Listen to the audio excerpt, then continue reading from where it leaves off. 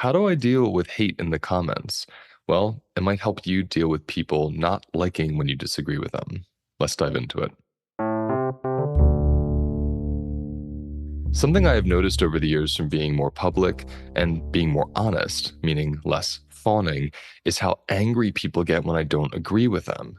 Now, this is something interesting because there's many telling signs about a person or a group of people that are angry when you don't agree with them. The first one is co-dysregulation.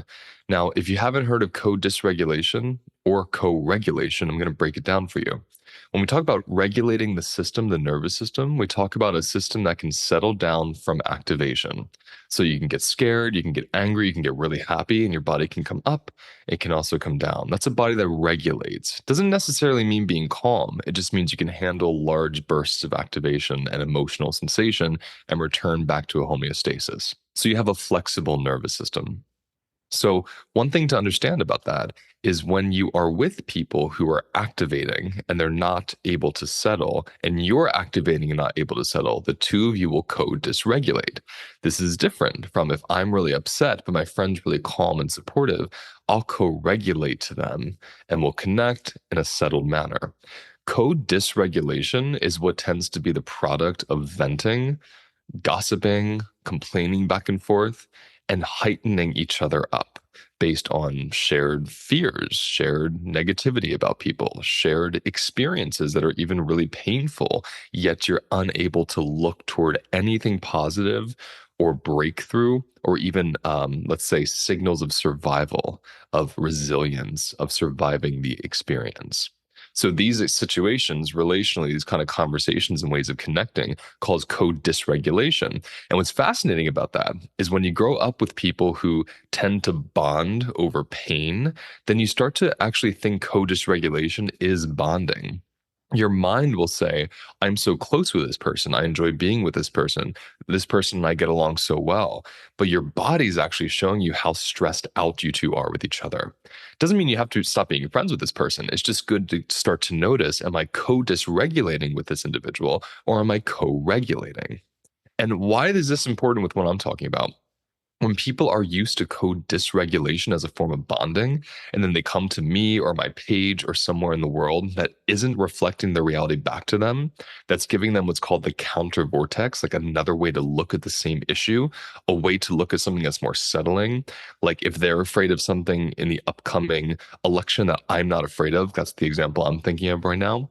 There's an anger they feel. They feel a rupture. They feel like the bond has been broken because in a way it has. We're not trauma bonding. We're not connecting over the same fear. I'm witnessing your fear and saying you're allowed to have it, but I don't agree with it. And it splits the pattern of code dysregulation they have come to see as a way to connect, to be close to somebody. So they don't feel close, they don't feel validated, they don't feel seen. So this is the first thing to understand.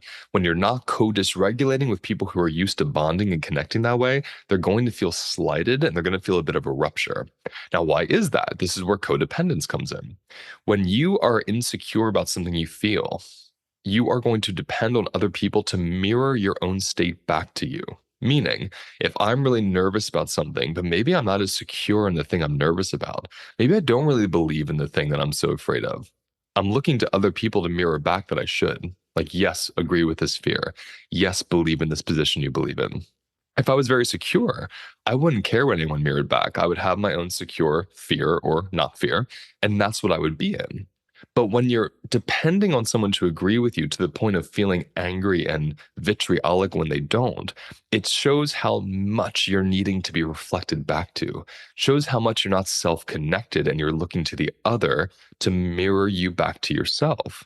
Now, as someone like me who used to fawn for many, many years, which is reflexive people pleasing, I have used my body and distorted my posture and my smile and my words and my eyes to make people think I cared about what they were saying and that I cared about them and agreed with them much more than I actually did, to my detriment. I was sick. I was exhausted. I didn't have any real relationships because these relationships hinged on me agreeing with people. And I came out of that experience about 8 years ago, learning whenever I'm in a situation where I have to agree to belong, where I have to agree to be good, I'm not in a relationship, I'm in a cult. And that's what I notice in online spaces. People project onto me what my beliefs and opinions should be based on how I look, what I believe in, what I teach, or the story they have of me. And then when I break their story of me, when I deviate from who they believe I am, they come to me with anger. There's a rupture there because they're codependent. They're needing me to agree with them to feel a connection to me, to think that I'm a safe person, to think that I'm a person that validates and sees them.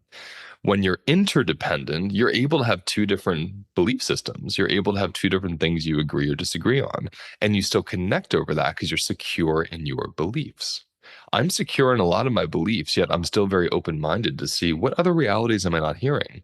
Because I'm so secure in myself, I can go into other spaces, talk to people that oppose me, look at differing views, even views I completely disagree with, and they don't jostle me. They don't keep me up at night. They don't create a rage inside of me because I have that security. When you're codependent, you're needing someone to mirror you back to you. And that's okay. I'm not throwing shade at those people. It's a really hard life to walk with, I think, or I should say a hard body to walk in, where you require people to mirror you back to yourself. This is often from individuals who didn't get those needs met growing up. So developmentally, they didn't have a parent mirroring anything back to them. So they kind of don't belong anywhere. They're dissociated and floating around, and they require other humans to kind of show them where they are based on that mirroring. So I have a lot of compassion for it, but I'm not interested in playing it anymore. And I'm not interested in being the mirror anymore. I'm at the point now where if you're offended by what I believe or how I think, I respect you so much, I will let you be offended. I'm not going to manipulate you out of being offended by agreeing with you. The last piece here that I find very important to understand is narcissistic behavior.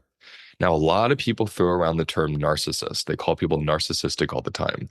I don't call people narcissistic. I call behavior narcissistic because I believe we all fall onto a spectrum of narcissism. And what I mean by that is the posture, the behavior, the dynamic of trying to get power over somebody, to settle your body by having power over another body. And one way I see this happening is through this exact dynamic I'm talking about. I find on Instagram in particular, when I don't agree with someone's fear, or I don't agree with someone's truth or someone's value or someone's stance on something, they resort to attacking me.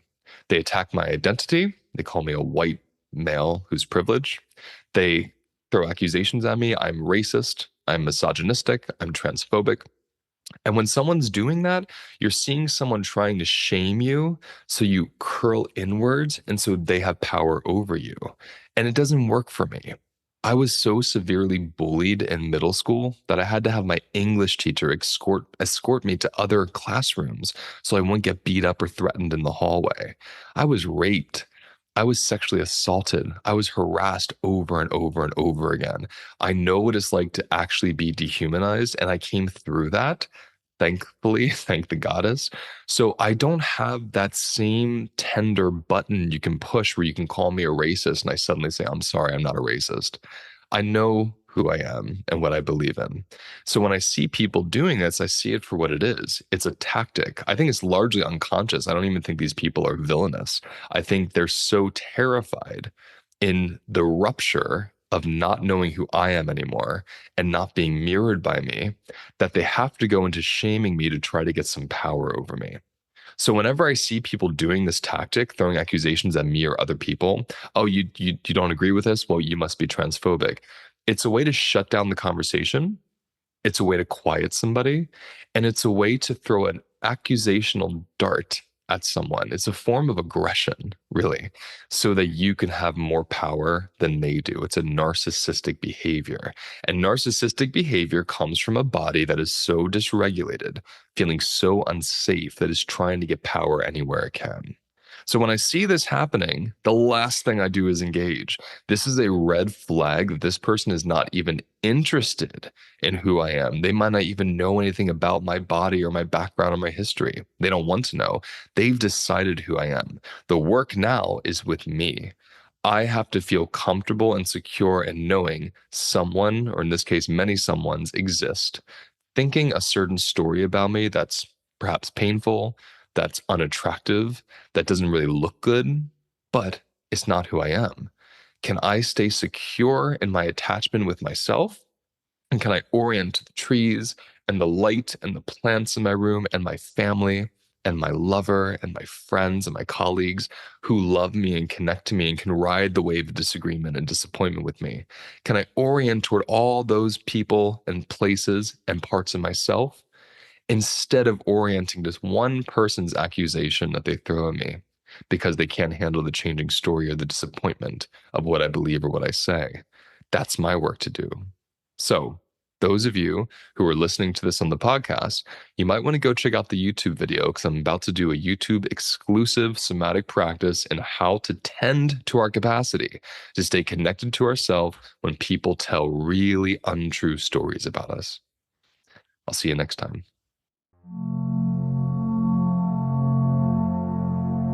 So let's talk about this practice. How do we find safety in ourselves when people are throwing accusations at us, trying to cancel us, or have a really unflattering opinion of us? My initial response years ago would be to try to change their mind. I'd want to get in a conversation with them and try to convince them otherwise. But I've learned that that's just as dominating as what they're doing. What if I didn't use my energy to change their mind? What if instead I saw this as a blessing, like you showed me who you are, we are not meant to be in a relationship right now, and I come back to myself and I find the security in myself to keep doing what I'm doing? What I found from that, which is interesting, is a lot of my colleagues that, when I would say myself, if I were public at the time, a lot of my colleagues that go into the fawn response when they're publicly humiliated or accused of something, they actually kind of self-cancel their careers. They get so apologetic, and the people they're apologizing to don't really care about them. They've already made up their minds. But in their apologies, in their trying to recover this audience or this fan base, they start getting away from their own integrity. They stop doing the thing they came to do and they start trying to make everyone happy. And their brands, their businesses, even their sense of self, it starts to crumble. And that's what actually leads to somebody being successfully canceled. What happens for me, and has happened over the last 5 years, in these moments where I'll write something or say something that's really controversial, lots of people leave. Hundreds and hundreds and hundreds of people unfollow me, which is not that much considering I have 135,000 followers. But a bunch of people unfollow me and I'll let them. And guess what happens? The next week, double that follow me. I stay in my integrity. I let people who don't like me move on, and I orient to the people that are here to be here. I'm not the kind of teacher that wants to convince people. I want to work with people who are ready and open and are consenting to dive in. I'm not trying to win you over. So I'm going to show you the practice I use to help in those moments. First thing I do is I look at the comment or I think about what they said to me. So I'm going to use one that I recently got. You are obviously a misogynist. And right when I said that out loud, I noticed a little pang in my solar plexus. So I take my hand, I put it right over my solar plexus, and I give it a little pressure. And then I let my head rest back as I'm holding a little bit of pain in my solar plexus. So I'm just settling into the discomfort. I'm not trying to get rid of it. I'm letting it be held and supported. And then I start looking around the room. I notice a plant and I say, where do I feel that? And I notice my chest starts to expand. I look at my guitar, I look at my piano, and now my solar plexus that had this grip is starting to do this. And as it does that, I ask myself, how does my body want to move? And this starts happening. And I keep looking at the room. I keep taking in everything that's beautiful, and I see, how do I move with that? Now, for some of you, you're not going to get this. You're going to think, what do you mean moving when I look at a plant? I'll slow it down for you. Look at one thing in the room right now, one thing that you love, or through the window. And when you find that one thing, just ask yourself, where does that one thing live in my body? Where do I feel the presence of that one thing? Where can I breathe a little easier? Where do I feel softening? Where do I feel a deepening? Put your hand there. That's your body attuning to the now. That's your body feeling where it is right now in the room. Why is that important? When I'm reading that comment, you're obviously a misogynist. That has nothing to do with my reality. That exists from someone in the world on the internet that I don't even know, right? It's not a reality of mine.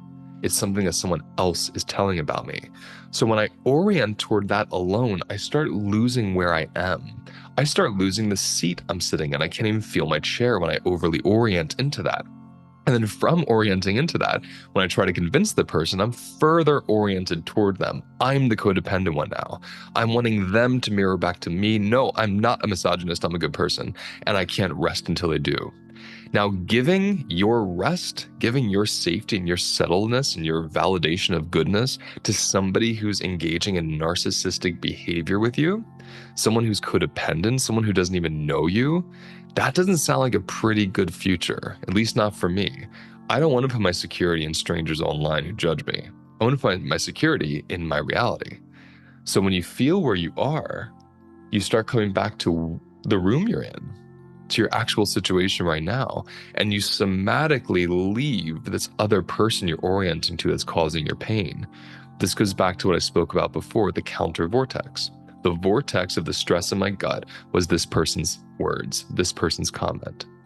The counter vortex is where I actually am, the opposite of their text, the opposite of their accusation. And then I hear it again. I see you are obviously a misogynist, and I feel nothing. My stomach is settled. I'm in the room. It's almost like when you're watching a scary movie and it's over and you're like, oh, the movie's over. I can feel the difference between my truth, where I live, where I am, who I am, how I walk through life, and this person's comment. And I don't even care that it exists. I don't even delete it. I just let it live there because it's not true for me.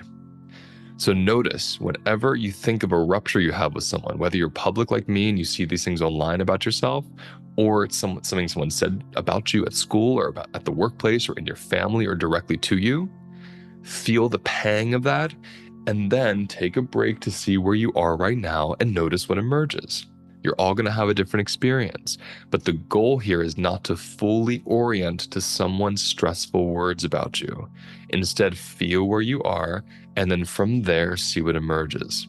If someone accuses me of something I did, my guilt will be there. My guilt won't go away as I look at the plans, and that's when my accountability emerges. But when I don't live with that in me, when I don't believe that, when it's not true for me, it just releases and resolves.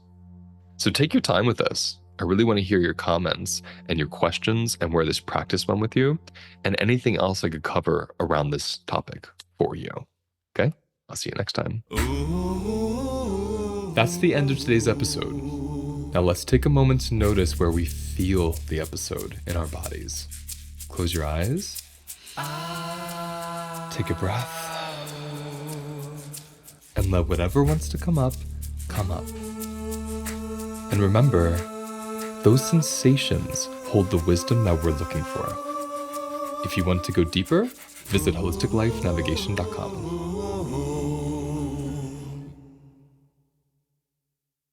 I have developed a 4-week self-paced course that takes 18 years of my personal and professional experience and puts it into one place where you can easily and quickly learn the foundations of recovering from stress and trauma.